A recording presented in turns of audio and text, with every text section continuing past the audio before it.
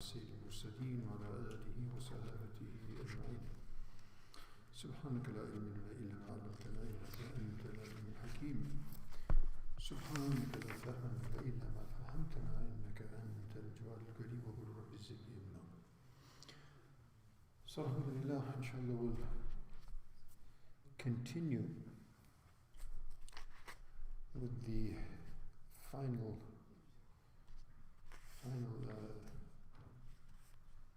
words concerning anger and its control, because we talked about anger and we talked about that quite a bit. May Allah subhanahu wa ta'ala give us all tawfiq to understand it, control it, and we ask Allah subhanahu wa ta'ala to help us in doing so. And we also began the discussion on the opposite. How do we control anger? We have to control it with its opposites, just like the traditional medicines and traditional medicinal practices. They treat a condition with its opposite. So obviously the opposite of anger is forgiveness and leniency, gentleness. And so here we will talk about the chapter concerning al-af wal-rifq. So af is basically forgiveness, and we talked about previously about hilm and sabr, being patient, being forbearance. Now that's basically situations you just control. And in kadm al-ghayth wal-kadhimin al-ghayth, the people who control their anger, right? So controlling your anger is one thing, but an extension of that and an outcome of that would be al-af, which is forgiveness. Right. So forgiveness, af, is when you actually have some specific right that you forgive. Maybe it's money, maybe it's honor, maybe it is blood money. Maybe somebody was killed in your family. There might have been a murder. There might have been somebody who accosted you physically, etc. So there's actually a shari'i right which you have the right to take as recompense, as retribution, and you forgive that. And as we saw in the life of our Prophet sallallahu alaihi wasallam, he was the most generous of all, the creation in this respect, and he forgave everyone, unless there was something in Sharia that forbid or prohibited or prevented such type of forgiveness. Otherwise, everyone was forgiven. So, forgiveness is, as we said, is af, is to let your rights, don't demand your rights or those dues which you have to you, that you excuse them. And then rifq. Rifq is kindness, it's gentleness. And so Allah subhanahu wa ta'ala praises those people who exercise this forgiveness, al-af wal-afina anin nas, and those people who forgive the people. Allah subhanahu wa ta'ala praises them, He loves them. Also, فَمَنْ عَفَا وَأَصْلَحَ فَأَجْرُهُ عَلَى اللَّهِ, and whosoever forgives and aslaha, he brings about reconciliation, he brings about peace where there was enmity and there was animosity. So, فَأَجْرُهُ عَلَى اللَّهِ, so his reward will be upon Allah. In order, it's up to Allah subhanahu wa ta'ala to provide the reward for that which is unimaginable, which is, of course, infinitely much better and much more lasting than any type of retribution that you would secure or you would attain in this world.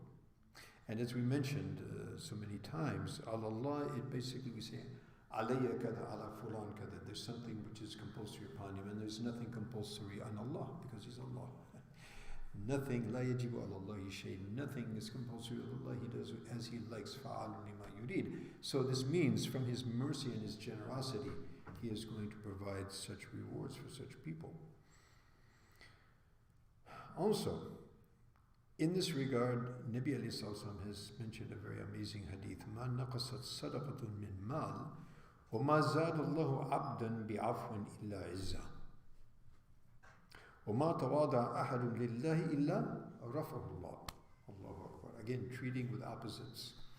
So, in this, Nabi alayhi salam says that sadaqah has never decreased wealth. Well, if I have $100 and I take out 10 in sadaqah, then I have 90 left. Right? Wrong. Wrong, because the 90 is what we see, but the barakat which Allah subhanahu wa ta'ala is going to give us, and perhaps subsequently much more in lieu of that in this world and the next. So 90 becomes 900, 9 million, 9 trillion. It goes on and on and on. So sadaqah is not going to decrease wealth, it is going to increase. And the opposite is also true. Yamhaqullahu riba in the ayat of the Quran. Allah subhanahu wa ta'ala destroys the riba. And he causes sadaqah to increase, whereas that's exactly the opposite of what we apparently see. And therefore the whole world is hoodwinked into believing that an economic system based on interest and usury is actually something about increase in one's investment. It is a decrease. It is moreover investing in your own destruction. Moreover, you're investing in a war against Allah and His Rasul, which nobody is going to be able to withstand, obviously. On the other hand, sadaqah, Allah subhanahu wa ta'ala causes sadaqah to increase. And of course, this requires belief on the unseen, which is the first criteria of taqwa. To believe in not what we see, but rather to believe in what has been told to us from the unseen. And iman is all about, the unseen, has nothing to do with the seen. Whatever we see with our eyes can see wrongly. There could be a defect in our vision, but there cannot be a defect in the saying of Allah and His Rasul alayhi salatu wasalam. So here Nabi Sallallahu again, he mentions that sadaqah never will decrease wealth. So obviously it's going to increase it. وَمَا زَادَ اللَّهُ عَبْدًا بِعَفْوٍ إِلَّا إِزَّةً. And here is the connection to the chapter. That Allah subhanahu wa ta'ala will never increase a slave by the virtue of his performing forgiveness except izzah. Izzah means honor and dignity, respect. Usually people, they consider, generally when we excuse and forgive people, it could be seen as a sort of weakness, a sort of humiliation. But actually it's the opposite. It is in itself. Of course, somebody is overpowered and out of humiliation and out of sheer daunt of being overpowered by a higher physical power, then one succumbs and capitulates. That's another story. We're talking about for the sake of Allah. For the sake of Allah, one excuses and he leaves his rights or his haqq or his, what he has, his dues. Then this person, Allah subhanahu wa ta'ala, He will not cause his humiliation. He will moreover cause his elevation. Allahu Akbar. ما زاد الله عبدا بعفو إلا عزا وما تواضع أحد لله إلا رفعه الله. And very similar to this is this statement, to that concept is this statement. Man tawada, who exercises humility. Again, for the sake of Allah subhanahu wa ta'ala. وَمَا تَوَاضَعَ أَحَدٌ لِلَّهِ. And nobody will exercise humility. And of course, in this context, regarding the other slaves of Allah subhanahu wa ta'ala, he doesn't act arrogantly. He doesn't try to, be above the others. Rather, he selects and he chooses to be humble. So if he does that for the sake of Allah, lillah, for the sake of Allah subhanahu wa ta'ala, then Allah subhanahu wa ta'ala, never will a person exercise this kind of behavior except Allah subhanahu wa ta'ala will not debase him, but rather He will elevate him. Illa rafa'ahullah, Allah subhanahu wa ta'ala will elevate him. Allahu Akbar. Also, there is a hadith of Uqba ibn Amr, radiallahu ta'ala anhu. It may not be a very strong hadith, but the meaning is corroborated by many other riwayats and is no doubt, as we say, sahih al-ma'na. It is definitely, the meaning is definitely true, even though the chain of narration may be a bit weak. So in this, Rasulullah is reported to have said, Ya Uqba, should I not tell you, O Uqba, should I not tell you of what is the best and most virtuous of characters from the people of this world and the next? So obviously he would want to be informed therewith. So he explained, Tasilu man qatak. Connect those who cut off with you. Generally people cut off their relations, they cut off their kindness or whatever. So what do? The same? No.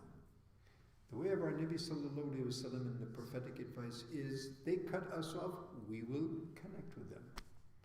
They stop spending on us, we'll spend on them. They stop giving salam to us, we'll give salam to them. They stop talking, we'll talk to them. They stop showing us kindness, we'll show kindness to them. Why? Because, as we said earlier, every human being is a creation of Allah subhanahu wa ta'ala. So in that sense, every human being deserves respect. And moreover, this is exercising and choosing humility, as we said earlier. And so what will be the result? Allah subhanahu wa ta'ala will elevate. So it's not going to be a humiliation, it's going to be an elevation. So connect with those, and sil يعني من الصلة. So sila usually it basically literally means a connection, but generally it's used in respect of spending. In other words, people are not kind to you, but you spend on them, particularly your relatives, your neighbors, and others, regardless of their coldness and harshness and towards you. وَتُعْتِي مَنْ حَرَمَكَ. Again, very similar in meaning. And you give to those who withhold from you. So we repay kind for kind. If someone gives us this type of behavior and we respond with a similar type in kind, no. We idfa billati hiya ahsan. We repel what is bad with what is good.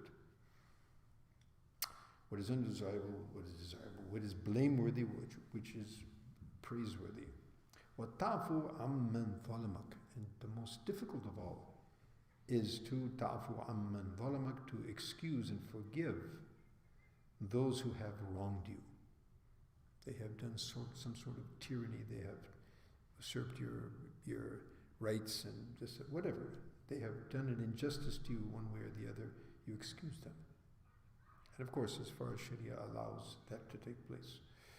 So this is the akhlaq of our Rasulullah sallallahu alaihi wasallam, and this is, exercising of forgiveness and rifq, kindness and gentleness.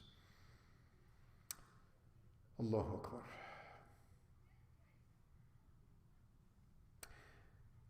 Then a very famous hadith of Sayyidina Anas radiallahu ta'ala anhu. Inna Allah rafiqun yuhibbul rifq. Allah subhanahu wa ta'ala is rafiq. Now rafiq has quite, again, a huge, a vast, number of usages and meanings, but it basically centers around kindness and gentleness and around these meanings. And so Allah subhanahu wa ta'ala is rafiq, so he is the ultimate and the unlimited source of kindness and gentleness, and therefore also yuhibbur rifq. So he loves this quality. وَيُعْتِي عَلَيْهِ مَا لَا يُعْتِي عَلَى الْعُنْفِ. Now this is something every parent should know, particularly fathers. If we don't learn it now, we'll learn it the hard way. Right? Or we're a leader of any type, we have any group under us and we have to, lead them in whatever, So in this second part of the hadith, he says that Allah subhanahu wa ta'ala gives on the basis of rifq, kindness and gentleness in our relationships. مَا لَا يُعْتِي عَلَى الْعُنْفِ. What he will never give with unf. Unf is strictness, harshness. Do it. Why? Because I said so. Right? And so what happens actually, psychologically, obviously, if you deal with somebody gently and politely, they are prone to feel like listening to you and cooperating with you. And if you are tough and rough and harsh, then what is to be expected? Psychologically, someone is going to, what we say, expansion and contraction. So, qabd wal bast, in the language of the Suluk. So one would, when he encounters kindness and gentleness, one feels compelled to be cooperative, to also reflect that kindness and repay that kindness in kind. And the opposite is also true.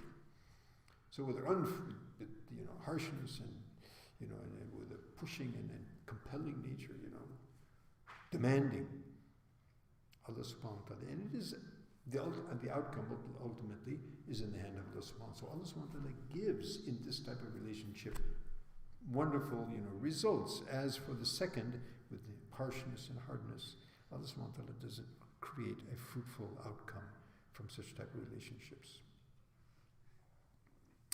And then ultimately, the very famous hadith of Sayyid Aisha radiallahu ta'ala anhu in Sahihain, which is, إِنَّ اللَّهَ عَزَّ وَجَلَّ يُحِبُّ الرِّفْقَ فِي الْأَمْرِ كُلِّهِ. That Allah subhanahu wa ta'ala loves this rifq, this kindness, this gentleness, fil amri kullihi, in all affairs. So it's not just in certain issues or with certain people. It should be a characteristic that we keep with us and we utilize and we exercise in all affairs. And in another hadith, مَنْ يُحْرَمَ الرِّفْقِ يُحْرَمَ الْخَيْرِ. In another, يُحْرَم الْخَيْرِ كُلُّ. That who is bereft or from whom rifq is withheld, then it's as though all benefit and all goodness is withheld from that person. So may Allah subhanahu wa ta'ala give us all tawfiq to understand this. This is a very important qualities that we need to understand. And as the world becomes more and more polarized, we're going to be more and more called upon to exercise these qualities with a proper understanding of Sharia as well. However, we